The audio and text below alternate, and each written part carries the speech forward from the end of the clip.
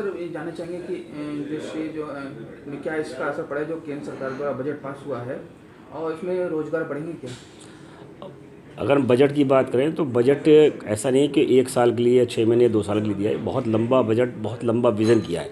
जैसे फैक्ट्री हमें स्थापना करनी होती है तो हमें 5 साल पहले से हिसाब जोड़ना पड़ता है और उसकी जो प्रोजेक्शन है वो 10-10, 15-15, 20-20 साल तक के देते हैं। तभी कोई हमें फाइनेंस देता है, तभी हम समझ पाते हैं कि जो हम इंडस्ट्री लगा रहे हैं, जिसमें हम आज इन्वेस्ट कर रहे हैं, वो 5 साल बाद दशा क्या होगी, 10 साल बाद दशा क्या होगी, 20 साल बाद। तो ये इन्होंने रोड मैप बनाया 25 साल का।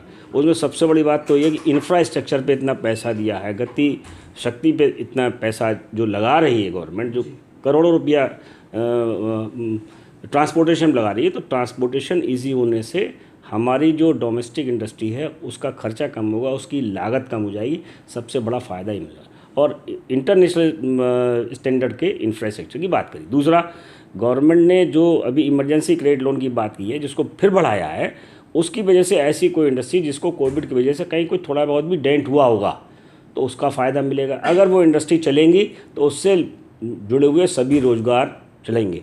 जहाँ तक रोज़गार की बात है तो आप ये मान लीजिए कि सरकारी अधिकारी या सरकार बहुत ज़्यादा रोज़गार नहीं दे सकती। टोटल रोज़गार में से मुख्य ज़्यादा से ज़्यादा 5% रोज़गार गवर्नमेंट के द्वारा दिए जा सकते हैं। बाकी 95% या तो इंडस्ट्रीज़ के द्वारा दिए जाएंगे या किसानों के द्वारा दिए जाएंगे और या फिर सर्विस इंडस्ट्री दिया है। तो सर्विस इंडस्ट्री को बढ़ाने के लिए बहुत मेहनत की है। हर प्रकार के नए से नए जो दुनिया में नई से नई टेक्नोलॉजी आ रही है उस पर विचार किया है। और अब मेरे हिसाब से तो मुझे लगता है बड़ा आश्चर्यजनक है कि वित्त मंत्री महोदय ने इतनी दूर तक की बात सोची। पिछले साल भी प्रधानमंत्री ने कहा था कोई नया टैक्स नहीं लगेगा, नहीं लगाया, इस बार भी नहीं लगाया। और जबकि बजट जो खर्चे का बजट है वो बढ़ा के फिर उन्होंने 35.5 लाख से ऊपर कर दिया। तो ये बहुत सारी चीज़ें हैं, चाहे वो विनिवेश से लाए, कहीं से लाए, उन्होंने अपने दर्द को नहीं बताया, कहीं से भी उन्होंने अरेंजमेंट करने की कोशिश की।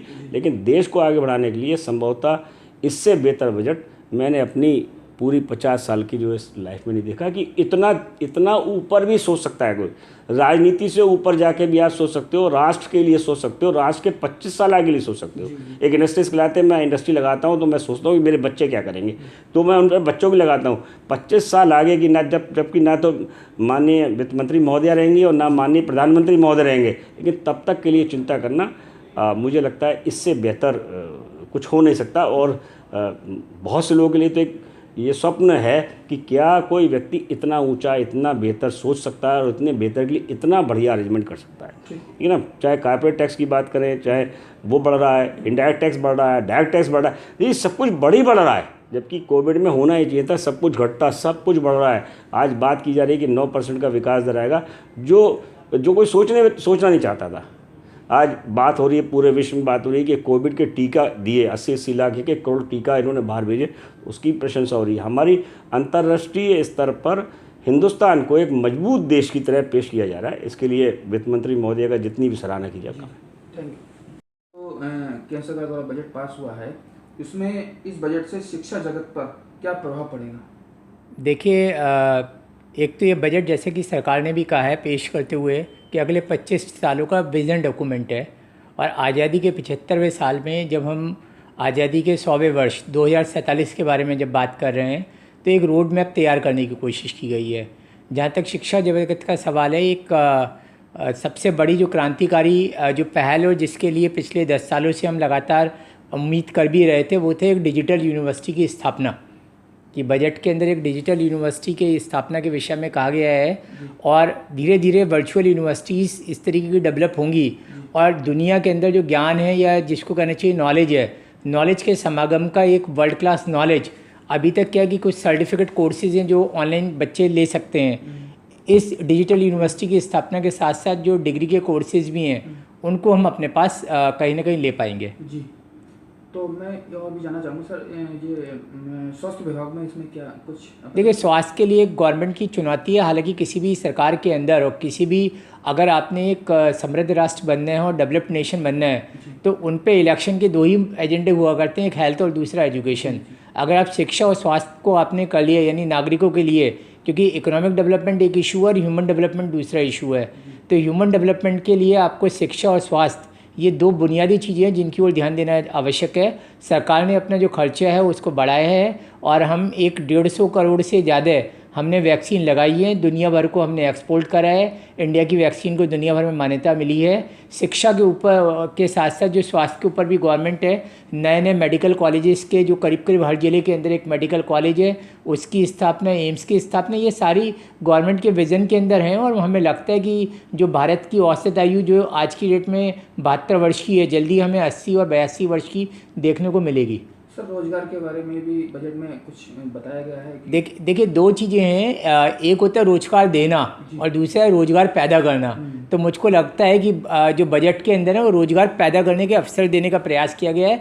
और रोजगार अगर पैदा होने लग जाएंगे तो निश्चित तौर पे जो जिसे कहना चाहिए कि सेल्फ एम्प्लॉयमेंट, वो आगे बढ़ने की कोशिश है। और हालांकि सर्विस सेक्टर के अंदर ही आगे रोजगार ज़्यादा बढ़ेंगे और उस ओर गवर्नमेंट को ध्यान दिया भी है, लेकिन और भी ध्यान दिए जाने की आवश्यकता है। रोजगार, बेरोजगारी और रोजगार एक किसी भी सरकार के लिए चुनौती होती है। और 8 या 8.5% की ग्रोथ रेट, क्योंकि आपकी आबादी 1% बढ़ती है, अनएम्प्लॉयमेंट 3 से 4% बढ़ता है, और उसके लिए उतने रोजगार पैदा करने के लिए आपको 8 से 8.5% तक की विकास दर अगर हम अगले 10 वर्षों तक।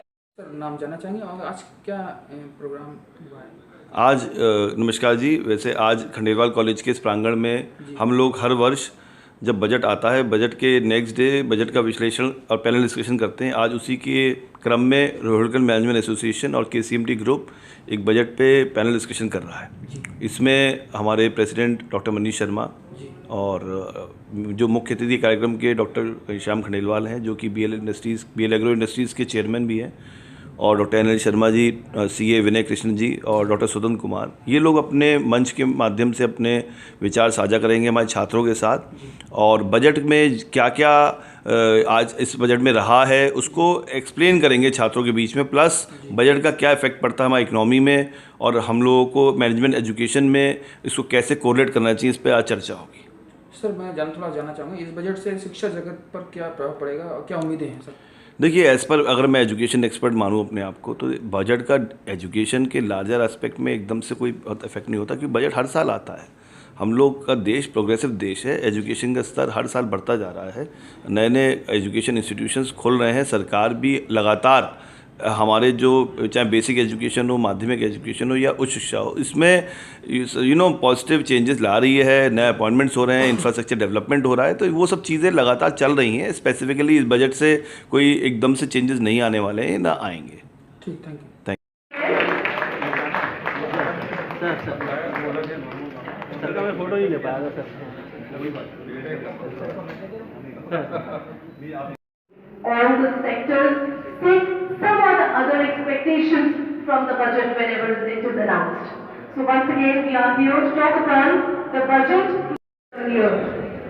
Why I added this in